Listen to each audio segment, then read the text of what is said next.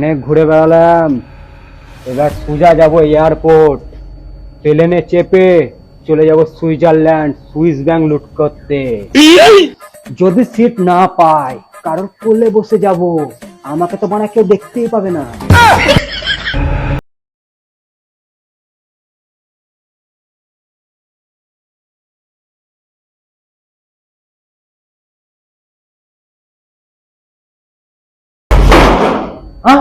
বাড়া, আমার জ্যাকেট কোথায় গেল? কদিনের লেগে বাইরে কি গেলাম, শালা আমার জ্যাকেট নিয়ে পালাইছে।